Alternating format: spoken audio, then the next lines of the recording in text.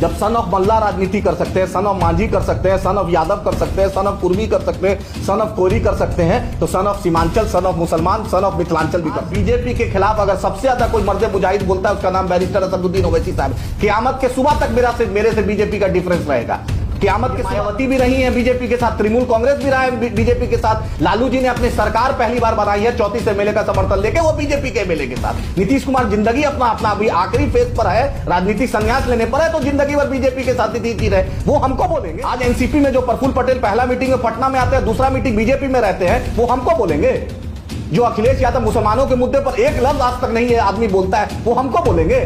जिनका आधा कुंभा चला गया बीजेपी, वो हमको बोलेंगे। आप बतलाइए कि हम कब बीजेपी के साथ रहे। दोनों अनमोल रतन जो हैं, जो इत्तेफाक से एक नॉन मैट्रिक है और एक शायद 12th है, दोनों को 5-5 मंत्रालय 6-6 मंत्रालय घर में दिए हुए। राज्यसभा भी अपनी पुत्री ही को आप दिए हैं।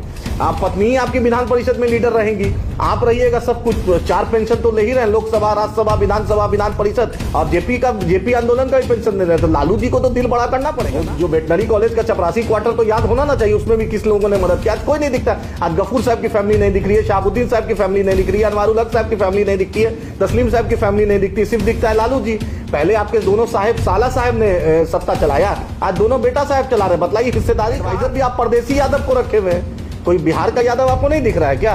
जगदा बाबू प्रदेश अध्यक्ष रहेंगे, आपका वकालत मनोज झा जी करेंगे। एक वोट उनके बूथ पर भाजपा को वोट मिलता है, उनको आप राज्यसभा दे दिए हैं। एक भी दलित को जदयू ने आज तक, किसी दलित को और राजद ने आज तक, जब से पार्टी बनी है, इन लोगों ने राज्यसभा दी है। डंके की चोट पर शहाबुद्दीन परिवार के साथ है और आगे भी रहेगी। फैसला उनको। शहाबुद्दीन साहब ने राष्ट्रीय जनता दल को सींचा है, अपने खून पसीना से सींचा। ये बेशक लालू परिवार एहसान फरामोश है। इन्होंने उस दिन जब शहाबुद्दीन साहब दुनिया से गए, वो दिल्ली में थे, तेजस्वी तेज प्रताप दोनों इनके साहबजादे दिल्ली में थे, लेकिन उनकी मैयत पर जाना, लालू जी चलिए बीमार थे, रबड़ी जी बीमार थी, मीसा जी चलिए लेडीज थी, लेकिन ये दोनों जो उनके अनमोल रतन है, इनको जाना चाहिए था, ये नहीं गए। आज भी देख लीजिए उनके घर पर संकट आया, कभी नहीं दिखते। नीतीश कुमार बेशक परिस्थिति के मुख्यमंत्री, स्टूल पर चढ़कर 2020 में मुख्यमंत्री कौन बना? नीतीश जी बने। अभी स्टूल पर चढ़कर कौन मुख्यमंत्री बना है? सबसे बड़ी पार्टी। नीतीश जी को आरएसएस से बैर है, ना बीजेपी से बैर है। नीतीश जी अगर बैर रहता बीजेपी और इस आरएसएस से, तो हर्षवर्धन राज्यसभा में डिप्टी स्पीकर कैसे रहते?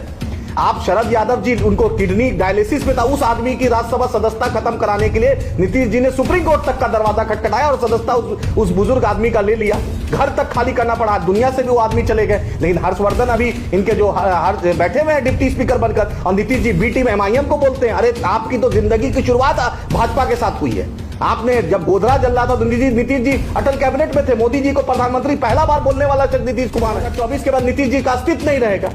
नीतीश जी क्या स्टैंड तो क्लियर। आज फिलिस्तीन के मुद्दे पे नीतीश जी नहीं बोलते हैं, मणिपुर के मुद्दे पे नीतीश जी नहीं बोलते हैं। 8 नेवल ऑफिसर को फांसी की सजा कतर में दे रही है, मोदी सरकार कुछ नहीं करे, नीतीश जी भी कुछ नहीं बोल रहे हैं। आपके बगल में मौलाना साहब सीतामढ़ी के, उनको मार दिया गया, 1 रुपया आज तक नीतीश सरकार ने और इसके जमा खान और पैजामा खान ने आज तक 1 रुपया नहीं दिया।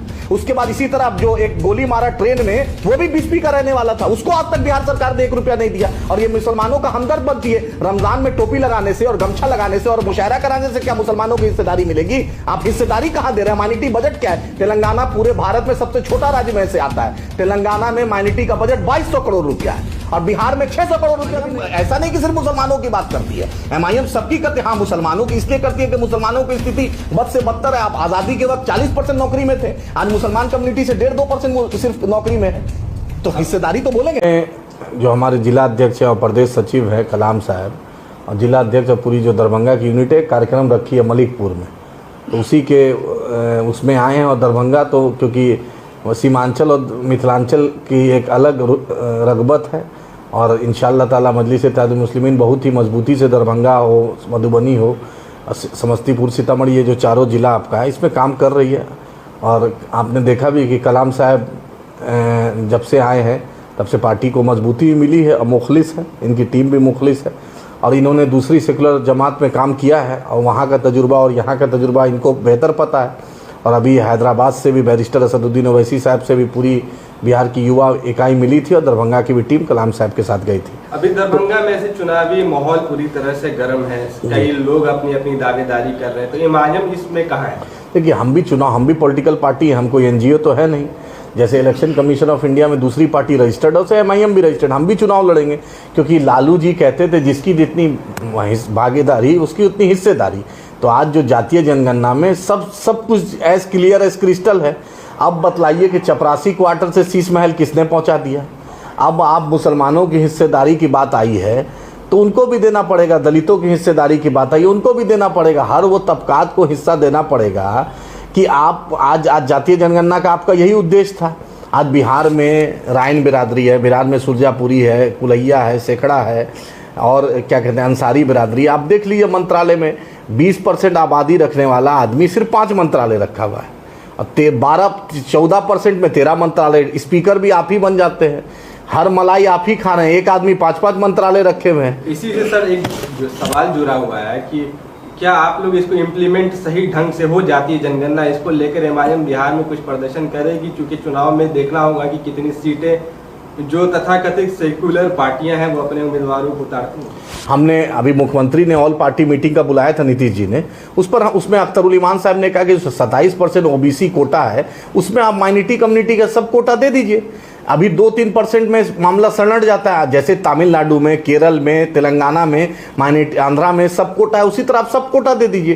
क्योंकि Sachar commission, Ranganath Mishra commission, Kullu commission, Mahmoodur Rahman report आपके सामने, ये भारत सरकार का और सरकारी रिपोर्ट है, उसने कहता है मुसलमानों की स्थिति दलितों से बदतर है। तो भाई एक तबका पिछड़ा है, दबा कुचला है, तो उसको हिस्सेदारी दीजिए। और लालू जी को तो खास देना चाहिए, नीतीश जी को भी देना चाहिए। 2.5-3% होकर 8 बार मुख्यमंत्री बन गए। लालू जी के लिए तो अगर बोनस बोनांजा है तो सबसे ज्यादा लालू परिवार को है। कोई गरीब यादव उनके साथ नहीं दिखता है, कोई गरीब दलित पिछड़ा नहीं दिखता है, उनको सिर्फ दिखता है उनका बेटा। दोनों अनमोल रतन जो हैं, जो इत्तेफाक से एक नॉन मैट्रिक है और एक शायद 12th है, दोनों को 5-5 मंत्रालय, 6-6 मंत्रालय घर में दिए हुए। राज्यसभा भी अपनी पुत्री ही को आप दिए हैं, आप पत्नी ही आपकी विधान परिषद में लीडर रहेंगी, आप रहिएगा सब कुछ। 4 पेंशन तो ले ही रहे हैं, लोकसभा, राज्यसभा, विधानसभा, विधान परिषद, और जेपी आंदोलन का भी पेंशन दे रहे हैं। तो लालू जी को तो दिल बड़ा करना पड़ेगा ना।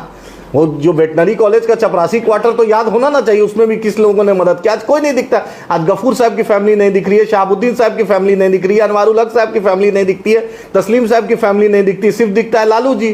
पहले आपके दोनों साहब, साला साहब ने सत्ता चलाया, आज दोनों बेटा साहब चला रहे। बतलाइए हिस्सेदारी कहाँ है? एडवाइजर भी आप परदेसी यादव को रखे हुए हैं, कोई बिहार का यादव आपको नहीं दिख रहा है क्या? जगदा बाबू प्रदेश अध्यक्ष रहेंगे, आपका वकालत मनोज झा जी करेंगे। 1 वोट उनके बूथ पर भाजपा को वोट मिलता है, उनको आप राज्यसभा दे दिए हैं। एक भी दलित को जदयू ने आज तक, किसी दलित को और राजद ने आज तक, जब से पार्टी बनी है, इन लोगों ने राज्यसभा नहीं भेजा। आपने शहाबुद्दीन साहब का जिक्र किया, तो क्या एमआईएम का सहानुभूति शहाबुद्दीन परिवार के साथ है? एमआईएम डंके की चोट पर शहाबुद्दीन परिवार के साथ है और आगे भी रहेगी। फैसला उनको लेना है। सारण ही नहीं, पूरे बिहार में उनके परिवार का एक दबदबा है और एक पहचान है। और शहाबुद्दीन साहब ने राष्ट्रीय जनता दल को सींचा है, अपने खून पसीना से सींचा है। ये बेशक लालू परिवार एहसान फरामोश है। इन्होंने उस दिन जब शहाबुद्दीन साहब दुनिया से गए, वो दिल्ली में थे, तेजस्वी तेज प्रताप दोनों इनके साहबजादे दिल्ली में थे, लेकिन उनकी मैयत पर जाना, लालू जी चलिए बीमार थे, रबड़ी जी बीमार थी, मीसा जी चलिए लेडीज थी, लेकिन ये दोनों साहब, ये दोनों जो उनके अनमोल रतन है, इनको जाना चाहिए था, ये नहीं गए। आज भी देख लीजिए उनके घर पर संकट आया, कभी नहीं दिखते हैं ये लोग। ये बतलाइए कि इनके एक पुण्य तिथि में तेजस्वी यादव से एक ट्वीट नहीं होता है। जिस इनको वो दिन भूल तेजस्वी यादव याद करे, या अपने मामा से पूछे, या लालू जी और रबड़ी जी से पूछे कि क्या कहते हैं 2000 में सरकार किसने बनाया। अरे नीतीश कुमार बेशक परिस्थिति के मुख्यमंत्री हैं, चाहे दुनिया कुछ भी बोलते, शहाबुद्दीन साहब ने सही कहा था कि परिस्थिति के मुख्यमंत्री। अब स्टूल पर चढ़कर 2020 में मुख्यमंत्री कौन बना? नीतीश जी बने। अभी स्टूल पर चढ़कर कौन मुख्यमंत्री बना है? सबसे बड़ी पार्टी राजद है, जबकि मेरे ही एमएलए को तोड़ के बनी है राजद। उस भी बुझवा के यही हाल था, 2005 में यही हाल था, 2000 में जब नीतीश जी मुख्यमंत्री बने तब भी यही हाल था। नीतीश जी सिर्फ मोदी से बैर है, ना नीतीश जी को आरएसएस से बैर है, ना बीजेपी से बैर है। नीतीश जी अगर बैर रहता बीजेपी और इस आरएसएस से, तो हर्षवर्धन राज्यसभा में डिप्टी स्पीकर कैसे रहते? आप शरद यादव जी, उनको किडनी डायलिसिस पे था, उस आदमी की राज्यसभा सदस्यता खत्म कराने के लिए नीतीश जी ने सुप्रीम कोर्ट तक का दरवाजा खटखटाया और सदस्यता उस बुजुर्ग आदमी का ले लिया।